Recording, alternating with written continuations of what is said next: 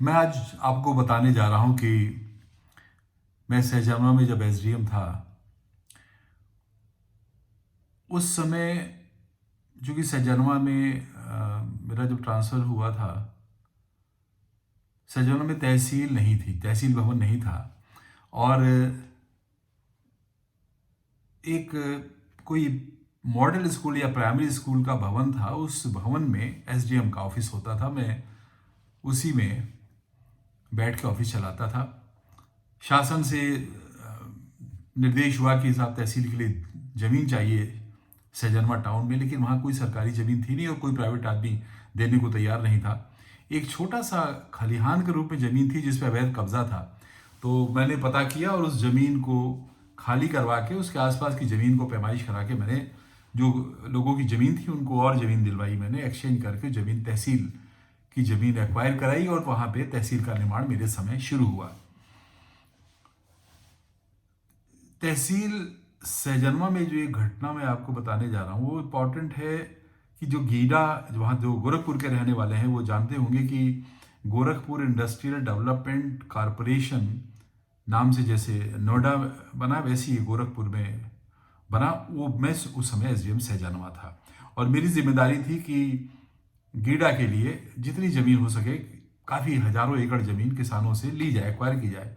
और आप जानते हैं कि किसान ज़मीन अपनी देना तो चाहता नहीं है। उस समय आज की स्थिति आज जैसी नहीं थी। आज तो जो ज़मीन का मूल्य है उसके 3 गुना पैसा सरकार देती है। उस समय ऐसा नहीं था। जो मार्केट वैल्यू होती थी उससे भी कम पैसा किसानों को मुआवजा मिलता था। तो कोई किसान तैयार नहीं हो रहा था। अब उस समय हम लोगों की जिम्मेदारी थी भाई ज़मीन दिया जाए, तो किसानों को कन्विंस करना भी था। हमारे साथ वहाँ क्षेत्र के प्रतिनिधि लोग होते थे, गांव में जाते थे, लोगों को समझाते थे कि भाई साहब नोएडा बन जाएगा गोरखपुर और यहाँ पे सारी इंडस्ट्री आ जाएंगी, आप लोगों के बच्चों को रोजगार मिल जाएगा, सड़कें बन जाएंगी, बिजली रहेगी 24 घंटे और ये पानी की समस्या खत्म हो जाएगी। तो ये सब चीज़ें समझा समझा कर लोगों को वहाँ पे गीडा के लिए ज़मीन एक्वायर की गई। मैं जब वहाँ से ट्रांसफ़र होने का समय हुआ था, उस समय याद है लोग मुझसे पूछते थे साहब गिडवा का भइल। मतलब गीडा को लोग गिडवा बोलते थे अपनी लोकल भाषा में। कहें सरकार जमीनिया लेवा गई रहल, गिडवा का भा कब आई गिडवा। तो मुझे याद आता है कितने सिंपल होते हैं लोग। उन्होंने अपनी ज़मीनें दी थी, उनको लग रहा था कि ये गोरखपुर भी नोएडा की तरह हो जाएगा, बदल जाएगा, और मुझसे पूछा करते थे। 35 साल 32 साल पुरानी बात है। मैं जो आपको बताने जा रहा हूँ कि मेरा जो ट्रांसफ़र हुआ था उसकी भूमिका कैसे बनी। 2 घटनाएं। पहली घटना थी जब मैं एसडीएम सजनवा हुआ, तो गोरखपुर में मेरा परिवार रहता था, वहीं मेरा घर था, सजनवा में मकान नहीं था, तो मैं गोरखपुर से अप डाउन करता था।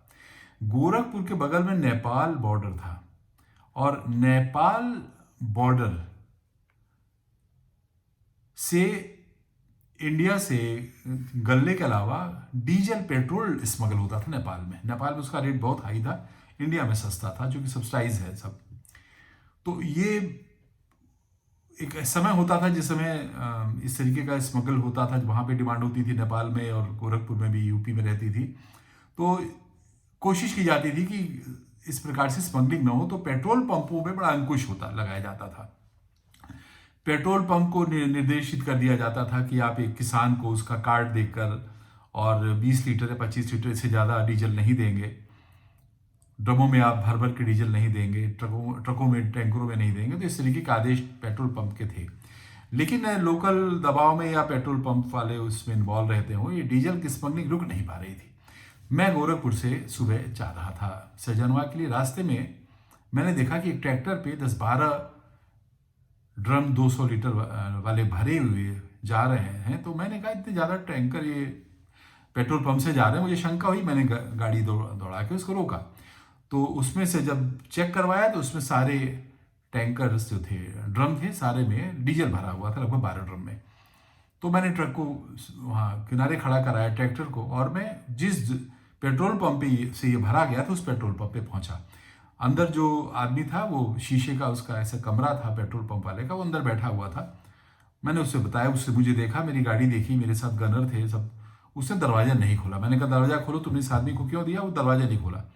तो मैं पीछे के दरवाजे को, मैंने जो दरवाजे पीछे से आता था, सामने तो शीशा उशा लगा था, मैंने दरवाजे को ऐसे से पकड़ा, हिलाया उससे कि खोलो तुम इसको। तो वो इतना कमज़ोर सा दरवाजे का पल्ला था, या उसमें जो शीशा लगा हुआ था वो एल्युमिनियम के फ्रेम से चिपका उपका था, वो एक शीशा गिर के नीचे टूट गया। तो जब शीशा टूट गया तो आदमी रास्ता जगह मिल गई बोलने की। मैंने कहा मैं अंदर में घुसूंगा अभी। तो वो डरा और उसने दरवाज़ा खोला। मैंने उससे डांटा, उसको पूछा, तो झूठ फरूख जो बोलते हैं कि साहब क्या करें, ज़बरदस्ती भर ले गए, वो कर ले गए। तो गांव वाले उस समय जमा हो गए सब, क्योंकि गांव वाले लाइन में कम से कम 100-150 खड़े हुए थे बेचारे, अपना टैंक लेके हाथ में पीपे वगैरह। तो उन्होंने कहा साहब हम लोग खड़े हुए हैं कम से कम 1 घंटे से, ये डीजल भर रहे हैं इन्हीं टैंकर्स में, और ये सारे के सारे नेपाल स्मगल होंगे, इस तरीके के शोर हुआ।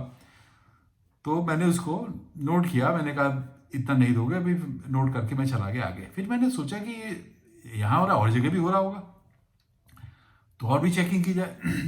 तो मैं चेकिंग करना सोचूं, रास्ते में मुझे एक जीप मिल गई। जीप के पीछे बड़ा सा लगा था एक ट्रैकर सा, उसमें भी 4 ड्रम ऐसे भरे हुए थे। और जब मैंने उसको रोका, वो चूंकि ऑब्जर्व कर रहा होगा कि ये मैंने एक ट्रैक्टर को रोका है, तो वो जीप लेके भागा। जब भागा तो फिर नया जोश होता, हमने भी जीप दौड़ा दी। महिंद्रा जीप थी मेरे ख्याल से। और जीप जब दौड़ी, वो बेतहाशा भागता गया, उसको तो भागना था हमसे बच के। उस समय 3/7 एसेंशियल क्वांटिटीज एक्ट था, उसमें बड़ी सजा भी होती थी, इसलिए लोग डरते भी लोग थे इससे, चोरी स्मगल करने से। लेकिन जो ढीठ थे वो करते थे। उस समय जो सड़कें थी, सड़क जो पेट्रोल पंप सहजनवा गोरखपुर बीच में कई पेट्रोल पंप थे लाइन से, तो ये डीजल पेट्रोल छलक कर सड़कों पे गिर जाया करता था। तो सड़कें बड़ी चिकनी हो जाती थी। वैसे ही पेट्रोल पंप के सामने मेरी जीप फिसल गई। मैं 60-65 पे थी, दौड़ा रहा था दूसरी एक जीप को पकड़ने के लिए, और वो मेरी जीप एक लहराने लगी ऐसे से, जैसे सड़क पे उसका पहिया फिसलने लगा। तो मैं किनारे बैठा था, उसको रोकने का इशारा भी कर रहा था, पता नहीं कैसे उसी लहराने में जीप से मैं उछल के बाहर आ गया। अब उस समय मेरी उम्र थी, पुलिस छोड़कर आया था, शरीर भी ठीक था। तो मुझे याद है पुलिस की उसी जीप की 60-70 की स्पीड, उसी स्पीड में मैं आगे बढ़ता गया। पैर कुछ मेरे जमीन पे पड़े, कुछ हवा में पड़े, और ऐसे करके मैं बाईं ओर जीप से उतरा था सड़क के, और मैं दाहिनी ओर जाके गिरा, लगभग 100-200 फीट जाके आगे। काफ़ी देर तक मैंने अपने को संभाला, लेकिन नहीं संभाल पाया। तो जब वो मैं गिरा हूँ, तो ड्राइवर ने भी स्पीड शायद कम कर दी थी, देख रहा था मैं कहीं गिर ना जाऊँ। तो जब मैं गिरा हूँ, तो मेरे ड्राइवर ने देखा कि मैं गिर गया, तो उसने जीप को एकाएक ब्रेक लगा दी। जीप ऐसे 2 पहिए पे खड़ी हो गई, आगे वाले 2 पहिए जमीन पे और पिछले 2 पहिए पीछे खड़े होकर गाड़ी ऐसे घूम के आई, और मेरे बगल में उसका पिछला पहिया गिरा, एकदम बगल में जो गिरा। तो फिर जीप गिरने के बाद खिसकी, और मेरा ये बायां पोर्शन भी उसने दबाया। बगल में बंधा था वहाँ पे, बहुत बड़ा बंधा था गोरखपुर और इसके बीच में, सहजनवा के बीच में शायद झील थी। तो उसने मुझे ढकेला जीप ने। अगर वो 2-4 इंच और जीप का पहिया मेरे ऊपर आता तो चेस्ट पे मेरे आता, और बचने का मेरा कोई चांस नहीं था। तो वो तो भाग गया जीप वाला, और मैं मुझे पैर में भी चोट लग गई थी, घुटने में भी चोट। आज भी घुटना मुझे दर्द करता है, चलने में बायां घुटना मेरा उसी चोट से दर्द करता है। मैं गया फिर सहजनवा, वहाँ एक्सरे मशीन थी नहीं। मैं गोरखपुर आया, वहाँ एक्सरे कराया, डॉक्टर ने कहा टूटा उटा नहीं है, इंजरी हो सकती है, तो आप थोड़ा इसको सिकाई का आराम करिए, इस तरीके से सिकाई करके। मैंने सोचा कि इतना कांड हुआ, जाके मैं अपने डीएम साहब को बता दूं। मैं डीएम साहब के पास गया शाम को, मैंने कहा सर ऐसा ऐसा हुआ। तो मैं बोलता उसके पहले बोले यार रमेश क्या कर डाला। मैंने कहा सर क्या कर डाला, कुछ नहीं किया सर। तो बोले petroleum association dealer petrol dealer associations वाले आए थे और बड़े नाराज थे, तुमने वहाँ पेट्रोल पंप का शीशा तोड़ दिया, दरवाज़ा तोड़ दिया, और वो लोग स्ट्राइक कर देंगे, पूरी कंट्री में स्ट्राइक हो जाएगी, डीजल नहीं मिलेगा, इस समय किसानों को डीजल की आवश्यकता है। तो मैंने बताया मैंने साहब ऐसा ऐसा हुआ, ये किया, मैंने कोई जानबूझ के किया नहीं, और कोई किसी को न वो कहे तूने मारा, मैंने कहा मारा भी नहीं मैंने, और केवल शीशा एक टूटा, और मैंने उसको नोट किया, कुछ किया नहीं, और ऐसा ऐसा ये कांड भी मेरे साथ ऐसा हुआ, मुझे चोट लग गई। तो बोले भाई सब चीज़ों को टैक्टफुली डील किया करो। अब मेरी नई नौकरी थी, मुझे कुछ टैक्टफुली डील करना समझ भी नहीं आता था, क्या टैक्टफुली, किस सिचुएशन में टैक्टफुली डील करना चाहिए। मैंने कहा मुझे सर इतना आता नहीं था कि टैक्टफुली क्या कैसे डील करूं, जो सही थी मैंने वही किया जो मेरे दिमाग में आया, और कोई बात अगर आगे मैं ध्यान रखूंगा कि टैक्टफुली डील करूंगा। मैं कुछ समझा नहीं टैक्टफुली क्या होता है, लेकिन वो मैंने देखा है उस समय कि ये जो अच्छा जो पेट्रोल डीलर्स एसोसिएशन बड़ी डीलर थी, गोरखपुर था, चूंकि वहाँ से स्मगल होता था डीजल, तो बहुत रिच थी वो सब एसोसिएशंस, उनके पास पैसा भी रहा होगा। तो जो भी हुआ वो काफ़ी हंगामा हुआ और एक भूमिका हो गई कि भाई एसडीएम सदर थे, अब एसडीएम सहजनवा कर दिए गए, और ये इन्होंने ऐसा ऐसा ट्रकों को जीप को दौड़ाया और ट्रैक्टर को पकड़ा और पेट्रोल पंप पे ऐसा किया, तो डीलर एसोसिएशन मुझसे असंतुष्ट हो गई।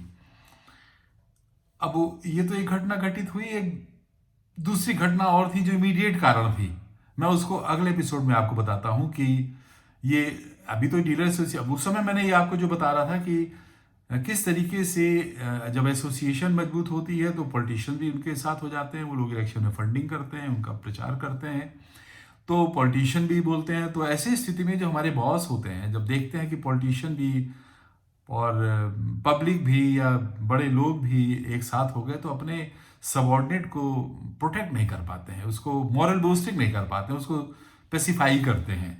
यद्यपि मैंने ऐसा कभी नहीं किया, लेकिन मेरे साथ ऐसा हुआ, मुझे ऐसा लगा, वो आपको अपनी बात बता रहा हूँ। ऐसा मैं राय देता हूँ कि अपने जो साथी हैं हमारे सर्विसेज के हैं उनको, और जो आना चाहते हैं सर्विसेज में, कि हम लोग की नौकरी इतनी सरल नहीं होती है, बड़ी कठिन होती है, जिंदगी का दांव पे भी लगाना पड़ता है, मौत भी आ सकती है काम में अगर आप अच्छा ऑनेस्टली काम करना चाहते हैं, और सही काम करते समय आपको ह्यूमिलेशन भी हो सकता है, हारना भी पड़ सकता है। तो ये सब और आज के समय में तो बहुत स्थिति ही खराब हो सकती है, क्योंकि पॉलिटिशियंस इस समय काफ़ी इंटरफेयरिंग हुआ है आज की दुनिया में। 30 साल 35 साल पहले इतने नहीं होते थे। यहाँ पे मैं आपको अपनी बात यहाँ पे विराम करके मैं अगले एपिसोड में आपको बताता हूँ कि एक ऐसा कांड हुआ जिसकी वजह से मुझे रात में 12 बजे गोरखपुर, बरसात 6-7 दिन से पानी बरस रहा था, बरसात में दोनों बच्चों के साथ, पत्नी के साथ, मुझे कारों में बैठ के रात में 12 बजे ट्रांसफ़र मेरा किया गया उसी दिन, उसी रात मुझे 12 बजे गोरखपुर छोड़ने का आदेश हुआ। मैं रात में 12 बजे गोरखपुर छोड़ के बांदा के लिए भेजा गया। वो मैं अगले एपिसोड में आपको बताता हूँ कि पूरी घटना क्या थी।